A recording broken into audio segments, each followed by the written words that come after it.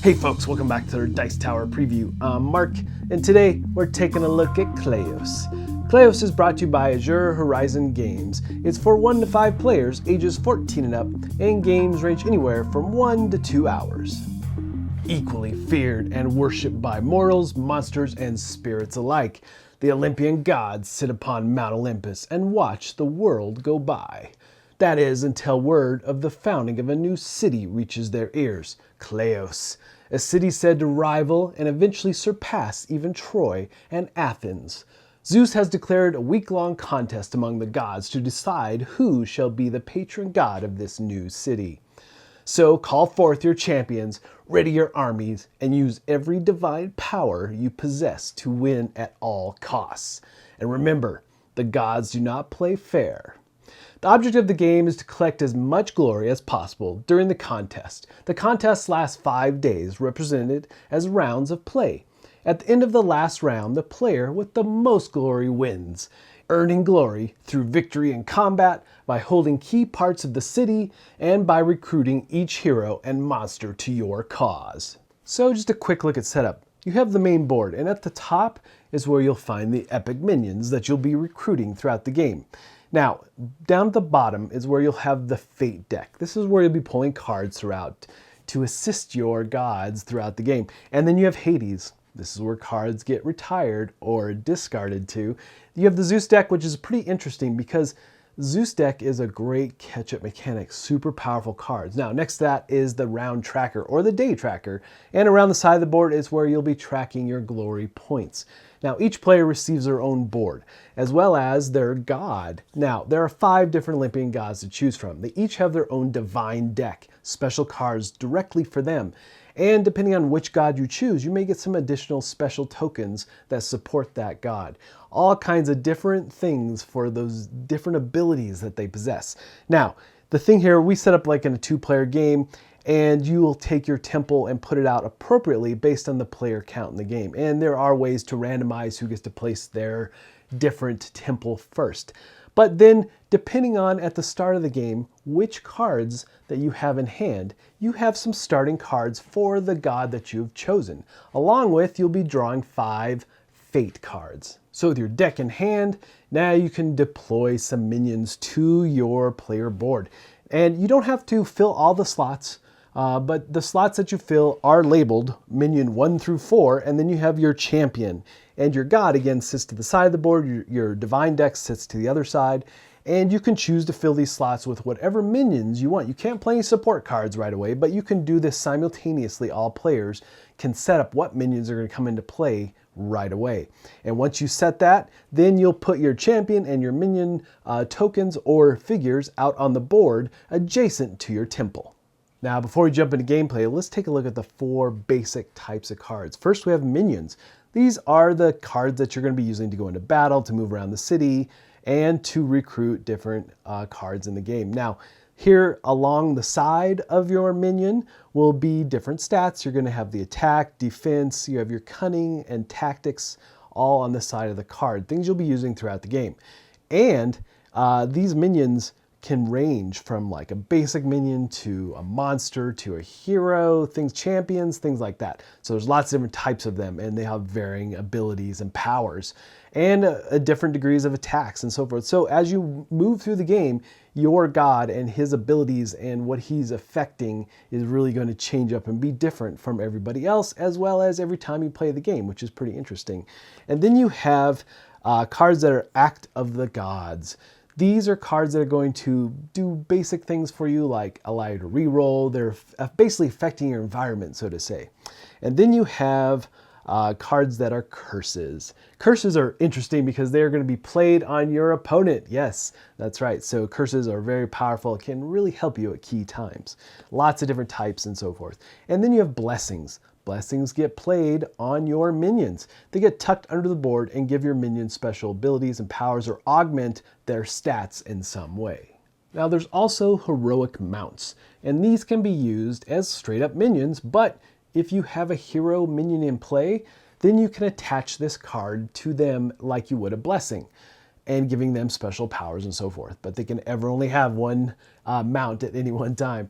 And then there are monstrous offerings. Again, a dual purpose card. It can be used as a minion, but you can attach it to a monster minion and giving them special abilities as well.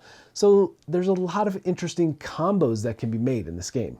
Now, each round of the game has 4 phases. The first one is the day break. And what you do on your turn basically is everyone simultaneously will take part in daybreak. And you'll be drawing 1 card from your divine deck, you'll be advancing the day tracker, and the first player marker will move to the next player. And one of the other things you're checking for to see is any of the players behind 5 points in glory. If they are, they get to draw a Zeus card. Again, Zeus cards are super powerful in this game and a great catch-up mechanic. And you're also checking to see if you need to populate any of the Greek Isles at the top of the board with any of the epic minions or monsters, and you will populate the empty spots. If there's a token or a miniature there, then you won't place a card. But then you're ready to go to the next phase. And then in turn, each player will play cards to their board. Now, this is the play phase. And you will be attaching cards, you'll be using blessings, you'll be using curses, just depending on where you're placing those cards, you'll slide them under the board where appropriate. Or you might be playing more minions. And if you have minions fully in play and you want to swap one out, well, you have to send one to Hades and then place the new minion. Any new minions that get placed later or now in the game will be put on your temple spot. And then once you have all your cards played, you can do this in any order you want on your turn, but then it moves to the next player. Then we move to the action phase, and this is where the fun begins. So you have some basic actions you can perform, but each of your minions can perform 2 actions. And as you complete each action, you'll indicate that on your board. Now, the basics here are movement. You can move to the adjacent hex unless your minion has Swift. A card maybe you've attached, or maybe it's one of their special abilities they have already, but they can move 2 hexes. But one of the things you're going to be doing is recruiting epic minions. So if you're moving from the port to one of these epic minions, you can try to recruit them. You're doing a roll-off. You're going to use your cunning ability and take that many dice. You're rolling against their disposition, which is in the top right corner of the card. You need that many successes in order to recruit that minion into your hand. Or you might attack, actually.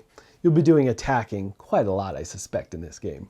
So it is a dice checker, so you're trying to gather as much dice and position yourself in a way that you get tons of dice in this attack. So one of the ways to get dice, you're looking at an opponent or an opposing minion that's in your space. You hope maybe you have others of your minions in the same space so you can use their tactic abilities. So you look at that, you gather the amount of dice appropriate, and you look at your attack value, along with any blessings or any other cards that you may have attached to your minion for this battle. You take that amount of dice, you roll. You're looking for successes here, and you can compare that value against your opponent's defense value on their card. Now, if you meet or just barely beat it, then your opponent has the ability to retaliate. They get to attack back in the same manner that you just did. But if you beat your opponent by 3 or more, it's considered a slaughter and they're just wiped out. They don't get to retaliate in any way. Now, when your opponent does fall, they will gather their cards for that particular minion and retire them or discard them to Hades. So there are definitely detriments to being wiped out. But there's lots of cards in this game, lots of more minions to be had. And you will collect your glory points for destroying that minion. Now, there's also an attack of opportunity. If your minion that you're controlling, you're moving it out of a space where there's an opposing minion, they can issue an attack on you as you move out. And also, if your champion is taken out or destroyed, he doesn't go to Hades. Instead, he moves back to your temple. So there's some exceptions there, of course, and there's all kinds of directions for those battles to go based on the cards that you've played and so forth. And you really have to figure out those combinations and where best to place your other minions to really aid you in those battles. And then we move to Dusk. This is the final phase of the round.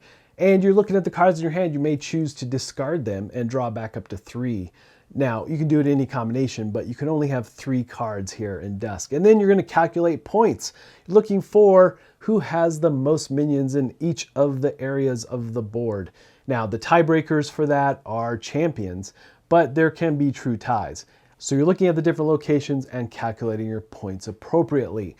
And that ends the round. And then at dusk on the 5th day, you'll calculate your points like always, seeing who has the most total glory. And whoever does will be the ultimate patron god of Kleos. Now there's tiebreakers as needed. Things such as if you have the most epic minions, that's one of the tiebreakers, as well as if your champion is on the highest level, city location, things like that. But there's multiple ways to break ties in this game, which is nice. It does stay fairly close throughout the game, at least in the 3 plays that I did. Now, there's also, which I didn't mention, when you do get the favor of Olympus, which can happen throughout the game and so forth, that you get to use that icon on the dice as well, giving you that much more power in battle. So the nice thing about using the Olympus and having the Zeus cards and so forth, again, are really great catch-up mechanics. And they really do help. Trust me, I know. I was way behind. But again, ultimately in this game, it's all about glory. You're hoping to have the most at the end of the game. All right, folks, just a reminder once again, this has been a Dice Tower paid preview, and everything you've seen here has been in prototype form, so keep a close eye on the campaign for any changes that still may occur. Now, with that said, I am a big fan of huge amounts of dice in games, dice chuckers, and I like the fact that this game has some area control to it, giving you glory points, as well as those battles and how you augment your different minions with cards and blessings, and really changes up every play. I really like the combinations that you can create in this game and the battles that just are back and forth. A lot of it really is interesting. But ultimately, folks, if this does look like something of interest to you, I'm sure they'd appreciate your support. So I think that's it for me, and until next time, we'll see you at the table.